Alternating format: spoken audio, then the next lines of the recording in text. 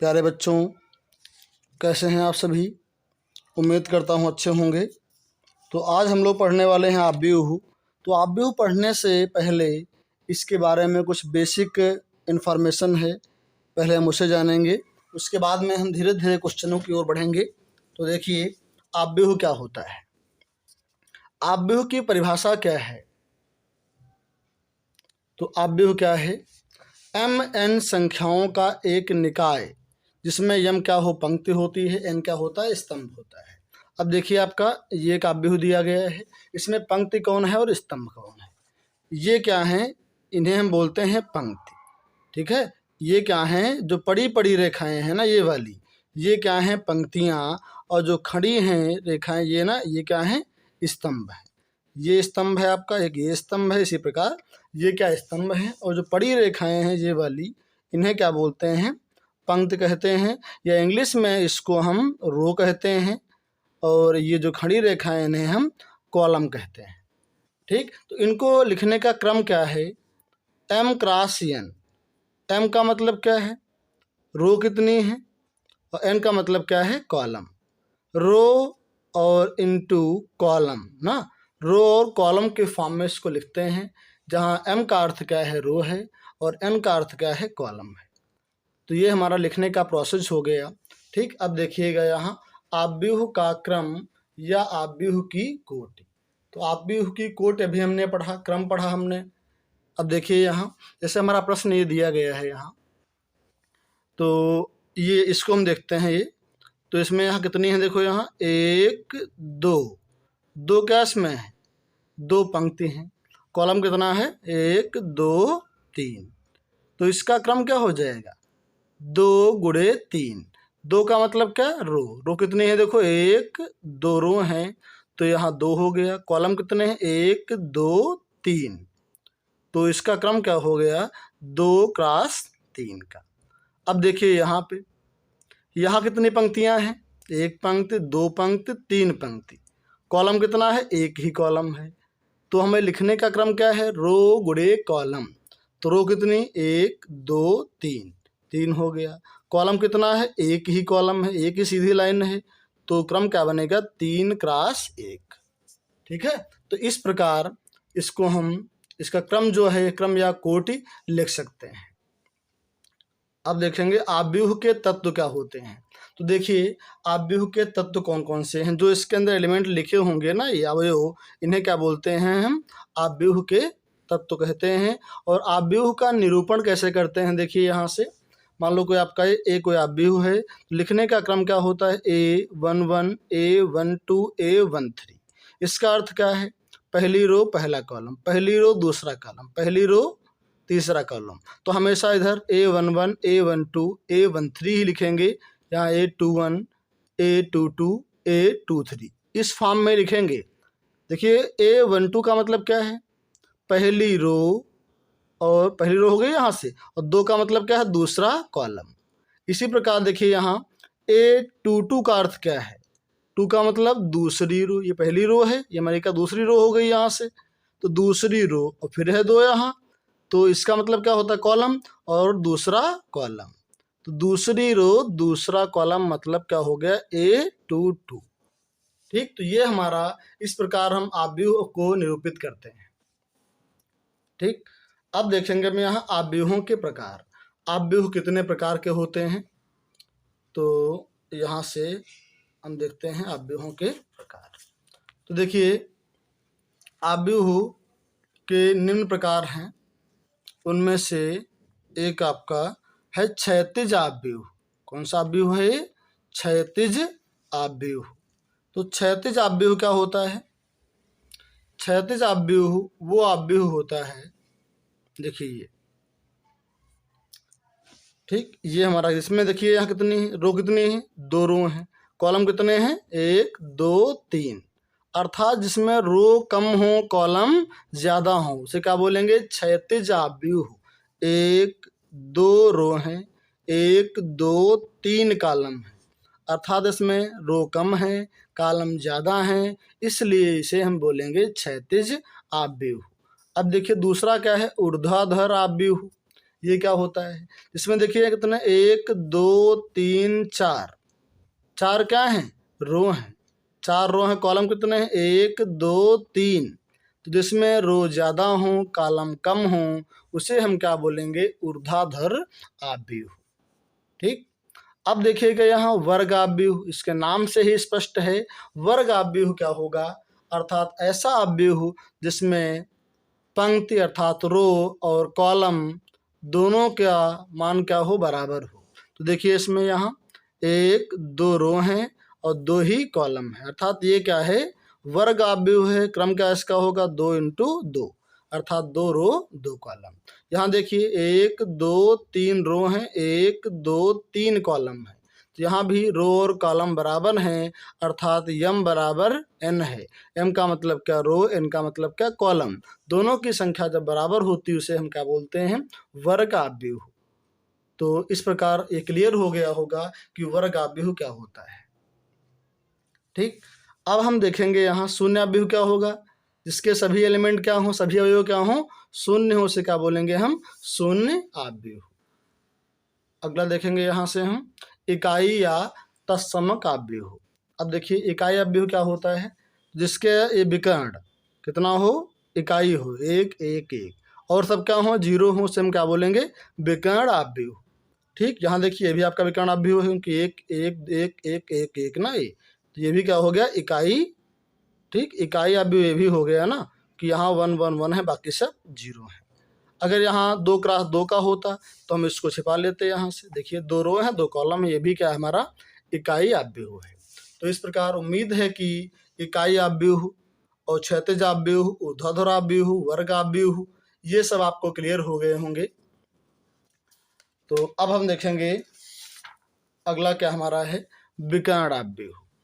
ठीक है, देखिए मुख्य विकर्ण क्या होता है, आइए देखिए यहाँ मुख्य विकर्ण। तो हम जानते हैं, हमने पढ़ा है विकर्ण क्या होता है। तो देखिए ये जो लाइन है इसे क्या बोलते हैं हम, विकर्ण। ये क्या है, ये मुख्य विकर्ण है।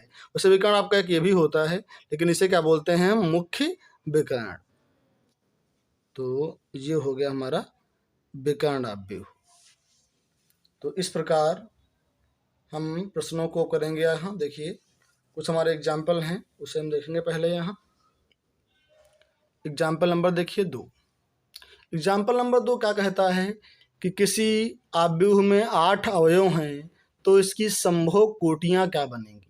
तो देखिए जब भी हमें कोटियाँ निकालना हो तो पहले इसके हम लेंगे गुणनफल। तो कौन कौन, देखो 8 के क्या होंगे, यहाँ से 8 का निकालें हम तो 1 8 8, 1 का 8 बनेगा, 8 1 8, 8 और 1 बन गया। इसी प्रकार 4 2 8, 4 और 2 2 चक्कू 8, 2 और 4 कितने बन गए, 1 2 3 4। ठीक, तो इस प्रकार ये इसकी कोटियाँ हो जाएंगी।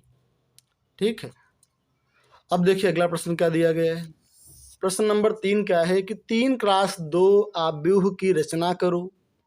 मतलब क्या हुआ, ऐसा आव्यूह बनाना है जिसमें 3 रो हों और 2 कॉलम हो। अब देखिए यहाँ जिसके अवयव ए आई जे बराबर 1/2 मॉड i - 3j द्वारा प्रदत्त है। अब देखिए हम जानते हैं कि हमें ऐसा आव्यूह बनाना है जिसमें 3 रो हों और 2 कॉलम हों। तो देखिए हमें क्या क्या चाहिए, पहले देखो यहाँ 1 2 3 रो हैं और 2 कॉलम हैं, अर्थात हमें A11 A12 A21 A22 A31 A32 का मान चाहिए। ये मान हम कहाँ से निकालेंगे, ये सारे मान हम इससे निकालेंगे। हमें क्या चाहिए, A11 चाहिए ना यहाँ, तो जहाँ इसमें I है वहाँ 1 कर देंगे, जहाँ J है वहाँ भी 1 कर देंगे। इसके इस पक्ष में भी यहाँ जहाँ I है वहाँ 1 करेंगे, जहाँ J है वहाँ 1 करेंगे। देखिए यहाँ से तो पहले हम रखेंगे इसमें यहाँ I के स्थान पे 1, J के स्थान पे 1, दोनों पक्षों में। देखिए यहाँ 1 हो गया, यहाँ 1 रखेंगे, 3 1 3 आएगा। तो यहाँ से क्या मिलेगा, 1/2 आगे था, यहाँ 1 से गया 3, कितना बचेगा, 2 बचेगा ऊपर, 2 से 2 कैंसिल हो जाएगा। मॉड लगा है तो मान प्लस का हो जाएगा, 1 आ गया यहाँ। इसी प्रकार इसी में हम यहाँ अब हमें चाहिए A12, मतलब I के स्थान पे 1 कर देंगे दोनों पक्षों में और J के स्थान पे 2 कर देंगे। तो देखिए यहाँ अगर हम ऐसा करते हैं तो कितना आएगा, यहाँ 1 से जाएगा 5, 6 कितना बचेगा, 5 आएगा। चूँकि माइनस का है लेकिन मॉड है तो प्लस का हो जाएगा, वो 5 ऊपर, अपॉन में कितना है, 2 है। ठीक, तो ये भी आ गया। अब हम इसी प्रकार हमें क्या चाहिए, A21 चाहिए। तो इसमें देखिए 2 1 अर्थात i के स्थान पे 1 और j के स्थान i के स्थान पे 2 और j के स्थान पे 1 रखेंगे। A21 का मान निकालेंगे, A22 का मान निकालेंगे इससे हम यहाँ। इसी प्रकार A31 अर्थात i के स्थान पे 3, j के स्थान पे 1 रखेंगे, इसका मान निकालेंगे, इसका मान निकालेंगे। ये सारे मान निकाल के यहाँ हमने लिख लिया। अब ये सारे मान कहाँ पुट कर देंगे, इसमें पुट कर देंगे। A11 का मान जो आया है यहाँ रखेंगे, A12 का मान यहाँ रखेंगे। तो देखिए ये सारे मान रखने से हमें क्या मिला, ये हमारा ठीक आव्यूह हुआ गया, अगर ये सारे मान रख दिए हमने यहाँ तो ठीक। तो इस प्रकार अगर कोई भी प्रश्न आ रहा है तो उसको हम ऐसे ही कर सकते हैं। अब देखिए प्रश्न नंबर 4 क्या है, ये आपका प्रश्न दिया गया है और इसमें कहा है ABCXYZ के मान ज्ञात करो। तो देखिए इधर यहाँ इसमें इधर 3 रो हैं, 1 2 3 और 3 कॉलम हैं। यहाँ भी 1 2 3 रो हैं, 3 कॉलम हैं, ठीक है। तो आव्यूह के समानता के नियम से दोनों समीकरणों की तुलना करेंगे, दोनों आव्यूहों की तुलना करेंगे, अर्थात इसका जो पहला एलिमेंट है x + 3, उसमें पहला कौन है 0, तो x + 3 किसके बराबर होगा, 0 के बराबर होगा। तो x का मान कितना हो जाएगा, उधर जाएगा माइनस का हो जाएगा 3।